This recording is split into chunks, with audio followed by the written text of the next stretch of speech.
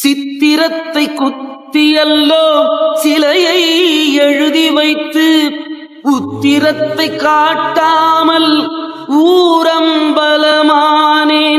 உத்திரத்தை காட்டியல்லோ ஊரம்பலமானால் சித்திரமும் வேறாமோ என் கண்ணம்மா. சிலையும் குலையாதோ.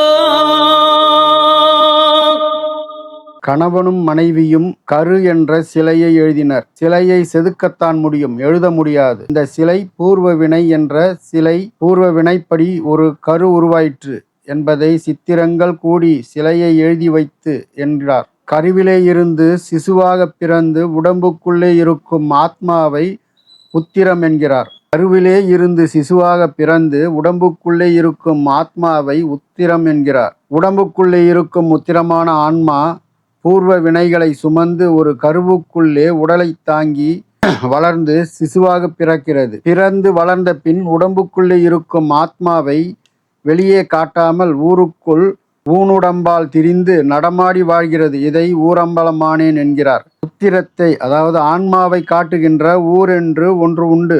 அது மோட்ச பூமி.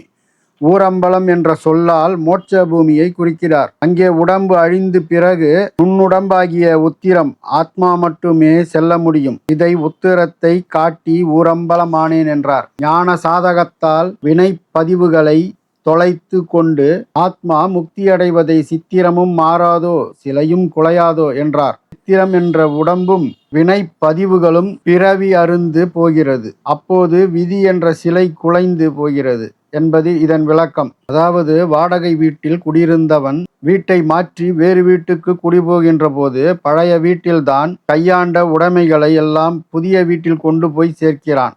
இப்படி மனிதன் ஒரு பிறவியில் தேடிக்கொண்ட கர்ம பந்தங்களாகிய வினை பதிவுகளை எல்லாம் இன்னொரு பிறவிக்கு கொண்டு செல்கிறான். உடம்பும் ஒரு வாடகை வீடு. வாடகை அதிக தொகையானால் அதற்கேற்ற நல்ல வசதிகளோடு கூடிய வீடு கிடைக்கிறது. தாழ்ந்த வாடகையானால் குடிசை வீடு கிடைக்கிறது. வசதிகள் இருக்க மாட்டா. இதை போல நல்வினைகளும் புண்ணியங்களும் இருப்பானால் நல்ல சுகதேகமும் சுகவாழ்வும் கிட்டுகிறது. தாழ்ந்த பாவங்களால் இருப்பானால் மனிதனுக்கு வதைப்படுகின்ற வாழ்வு கிட்டுகிறது. தாழ்வும் வேண்டாம், ஜீவன் விடுதலை வேண்டும் என்கிறார். இதனை சித்தர் உயர்வும் தாழ்வும் வேண்டாம், ஜீவன் விடுதலை வேண்டும் என்கிறார். ஆகவே சித்திரமும் வேண்டாம், சிலையும் வேண்டாம், உத்திரம் ஓங்கி தூய்மை பெற்று ஊரம்பலமாகி முக்தி அடைய வேண்டும் என்று கேட்கிறார். சித்திரத்தை குத்தியல்லோ சிலையை எழுதி வைத்து உத்திரத்தை காட்டாமல் ஊரம்பலமானேன்.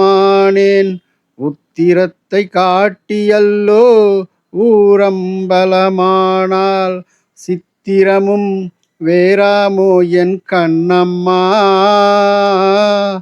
சிலையும் குலையாதோ.